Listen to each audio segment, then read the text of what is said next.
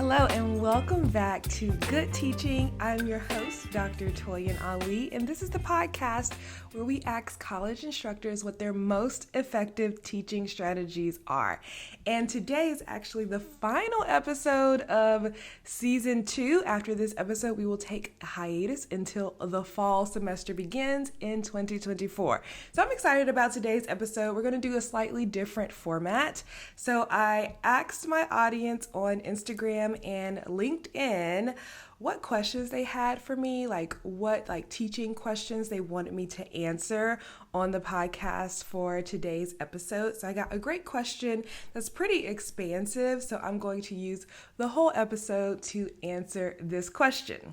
All right, let me get my phone. I'll read the question out to you and then I will share my answer. All right, so the question is all about what is my favorite teaching strategy for different size classes. So for a small class, a medium-sized class, and a large class, assuming that my go-to strategies would be different. And that is absolutely the case. Depending on the size of the class, that will determine my teaching strategy. So before I begin any teaching for the semester, I always think about the content of the course, the level of the students, is it an intro course? Is it a more advanced course? Is it a mid-level course? And I also think about the class size, what type of teaching strategies would be most effective for this size classroom, for this level student teaching this type of content. It's really custom almost every single semester to my students. And so I will say I have most experience as a lecturer in small and medium classrooms, but when I was a graduate student, I taught large classes, 99 student classes. So I'll share a little insight from that time as well. All right, let's actually start in the middle because you likely have a class this size. So I'm going to define a medium-sized class as 30 to 60 or so students in the classroom. It's big enough that grading takes a while, but also small enough that you can still learn all of your students' names pretty quickly. Now, the class that I teach that is this size is applied linear algebra. And this is a mid-ish level class in the math department. I have students who typically are traditionally fairly strong in math. Their majors are not necessarily math majors because I teach the applied course. The math majors take the pure linear algebra class. So I have students from computer science, physics, economics, and other majors, stats, I think as well. They take this class. Now, this class is particularly challenging for these students because it's the first math class where math is not just about the computations. It's about the definitions, the theorems, the justification, and that transition is pretty hard for them to make. And so I noticed early on when I taught this class that I needed to dedicate more time than expected to concepts, definitions, how to justify your answer. So I would say my favorite teaching strategy for this size class at this level is group work day. So I do a traditional lecture for this class. And by traditional lecture, it's not just me talking for the whole 50 minutes.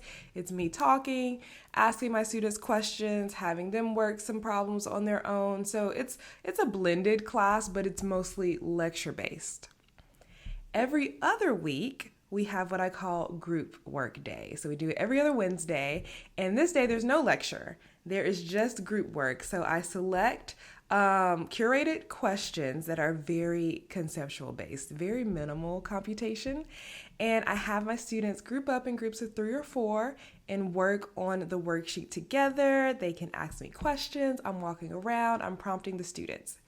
And then at the bottom of the worksheet, there is a list of definitions, theorems, and main methods that we use.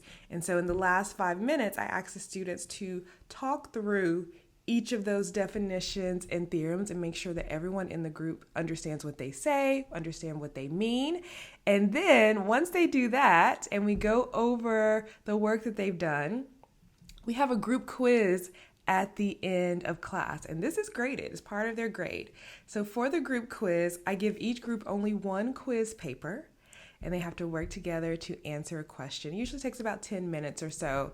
And wow, this is literally the best group work I ever experienced. There's something about students' grades being on the line that forces them to truly work together, to question each other, to be very critical about their answers, to talk through all of the concepts. And I love this approach because it gets the students to talk to each other, they get to meet each other, they make friends in the class, and they learn the concepts. They understand how deeply they need to understand the concepts, and they tend to do better on the more major assessments like the solo quizzes or the midterm exams and things like that. I love my group work days in this class. My students work so well together, and it's just so nice to hear like the cacophony of math language from the students. They get really into it.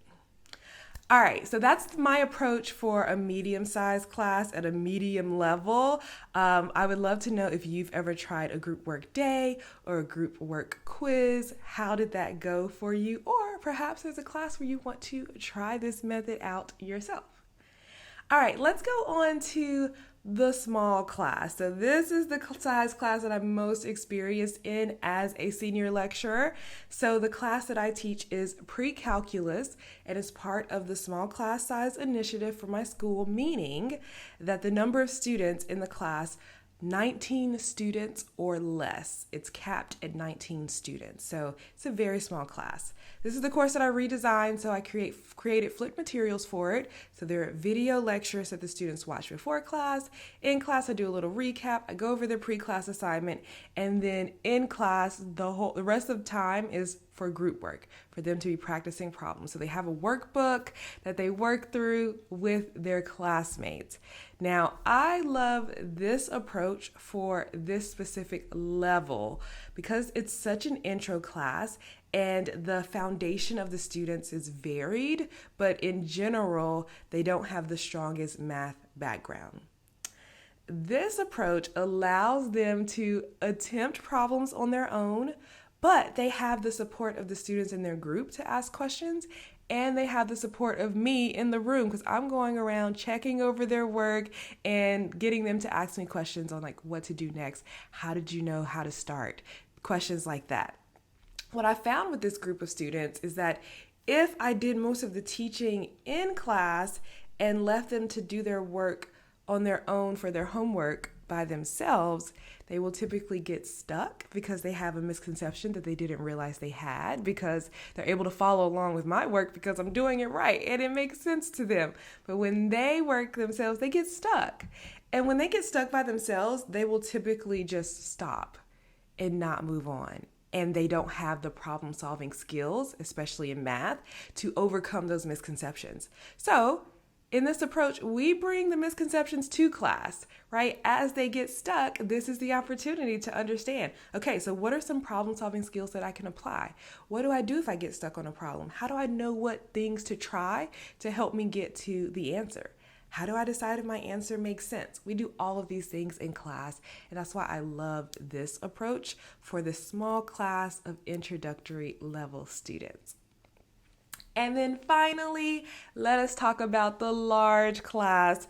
So I haven't taught a large class in quite a while. When I was a graduate student, my pre-calculus classes had about 99 students in each class. My differential equations classes had about 65 students in each class. And so what I would do here is I would do a lecture-based class. However, I had a lot of mini breaks. Like every maybe 10 or so minutes, I'm stopping and I'm having the students practice some problems on their own, or do a think, pair, share, where the students work on their own, check their answer with their neighbor. If they can't agree, then I'll go over it with the group. Another approach that I really like is using voting, right? So maybe there's a concept that's pretty tricky and it's unclear whether the problem is going one way or another. And so just getting a poll of the students, who thinks the answer or the next thing to do is this? Who thinks the next thing to do is this? And then we see, like, okay, interesting.